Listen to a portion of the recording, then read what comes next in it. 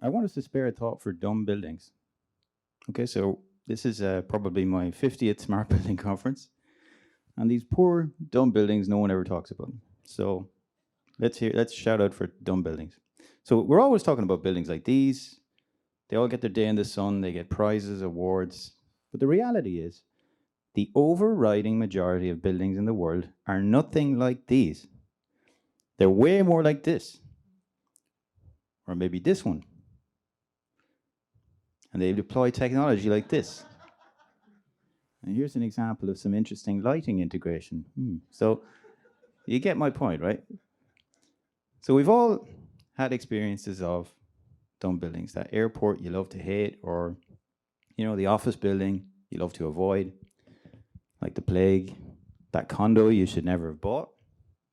Think about the year 2050, right? So given the pace of change in the world today, I think we can all agree 2050 will be a very different world. So the experts say there are going to be 2.5 billion more people living in cities. We will consume double the amount of energy we're consuming today. We're going to be, the demand for electricity will be growing at twice the pace of the demand for energy. So it's going to be a much more electrical world, electrified. And we need to reduce our carbon emissions by 50% to avoid catastrophic climate change. So we're going to need a few things to make all that happen. And one of the ingredients, I think you'll agree, will be very, very smart buildings, right? But get this, 75% of all of the buildings that will exist in 2050, they're already here, guys. They're here, and they've been built. And unfortunately for us, they are very, very, very far from smart. So while we're pondering this problem, I'll tell you a bit about myself. So my name's Cormac. I'm obviously not from around here. You get that? I had a global business development for real estate in Schneider Electric. And I worked for 10 years in the data center business and then 5 years in real estate. And I spent the last 5 years working out how we can apply the cloud that we built in data centers to build value in the real estate sector. And I work for a company called Schneider. You can see the logo down here. Schneider is a French company with a German name, with a CEO based in Hong Kong, and we do most of our turnover in North America. So easy. And in Schneider, we spend over $1 billion a year trying to solve questions like the one I just asked you. What do we do with all these dumb buildings? And the good news is that there are some promising signs, right? So we're already applying technologies from this amazing toolbox that we've inherited from the IT sector that I worked in for 10 years. Tools like cloud, analytics, machine learning, AI, mobile. And we're seeing, like I say, we're seeing some very promising signs. So what I'm going to do is, for the rest of this talk, we're just going to look at 3 ways that we can address the dumb buildings and try and get them ready for this challenge in 2050. So let's start. Number 1, we need to make them green. This is a no-brainer, right? So dumb buildings have a massive carbon footprint. So 30% of the world's carbon is produced by dumb buildings. 40% of the world's energy is consumed by those buildings. And corporate occupiers don't want to move into them anymore. They're looking for sustainable spaces, green spaces. And the knock-on effect from that is that these buildings are worth less. So studies show that buildings that do not have sustainability certifications are between 7 and 9% less valuable than their sustainable counterparts. So what do we do about that?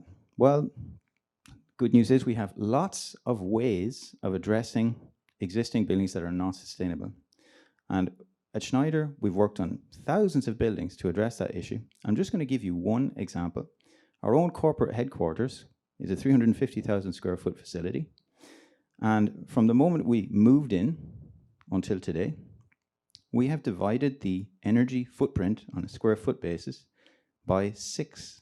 And we haven't replaced all the equipment in the building. Everything has been done by baby steps. So we add a variable speed drive here. We change a setting in the BMS here. Yes, we've added some renewables. We've done photovoltaic. We've done geothermal. But most of the changes have been added with a very short ROI in mind. because we have a lease in mind. So the message here is there really is a huge potential to make buildings greener. Second thing I want to talk about is making them flexible. So the way that we consume space and square foot is changing radically, right? We're all talking about co-working. This event is co-sponsored by We. Workplace policies are changing.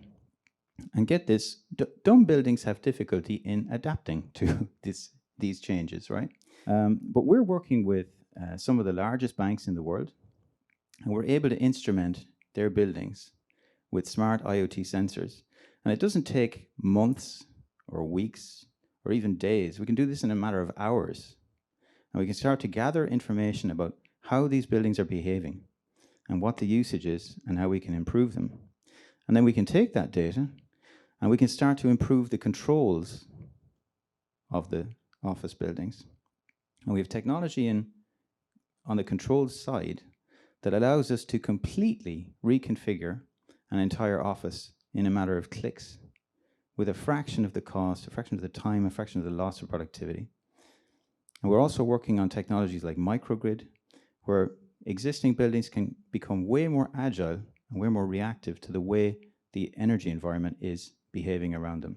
So really exciting things happening in this area. But I've left probably the single most important aspect of this to last. And that is that we need to make existing buildings stickier. Now, I don't know if you'll agree with me on this, but I believe that buildings today are waging a war for our time. Okay, in retail, this is called footfall. In offices, this is called occupancy. But it doesn't matter, we're talking about the same thing, getting us to spend time so that we produce. The biggest weapon in this war, the most important weapon in this war, is something called experience. And just as up to now, every building has a unique architectural footprint, every building going forward will have a unique experience, many times digitally rendered, which will typify it. And the race to provide that best experience is most definitely on. So I've been fortunate to be involved in the corporate headquarter project of a large French bank called SocGen. And the experience that they provide in their building is absolutely incredible. We provided them with a mobile application, so every person in that building is given an Android phone, and that phone accompanies them through their entire day. So as you're approaching the building, it tells you if you can park in the building, where you can park in the building. It acts as your access control, taking you through the turnstiles. You pay with your coffee. It will tell you using the phone, so no cash in the building. It guides you to the closest collaboration space. And then you can control your environment with the phone. You can close the shutters, turn on the lights, change the temperature. And if something's not working, you can tell the FM again through your phone. And this experience, it's like Pringles. Once you pop, you can't stop, right? So this is the way things are going. So making things sticky is it's hugely important. Now, parting question from you guys is probably, how do we pay for this? So the good news is that it doesn't have to be a zero-sum game, right? If we look at, for example, the World Energy Report, they state that 82% of the global economic potential of energy efficiency is untapped. How long have we been doing green buildings? Long time, right? So we have a huge amount of potential value to create, money to be minted, gold to be mined. It's just waiting there. And the other soundbite I wanted to give you was from a European Commission funded report, which was carried out by the Wuppertal Institute in Germany and Cambridge Macroeconomics. And they basically ran their survey across hundreds of buildings. And they said the following. They said that smart connected commercial buildings typically command rents of up to 11.8% higher than non-connected equivalents. And they transact for between 5 and 35% more. So these are massive amounts of capital that we can potentially access. So my time is up.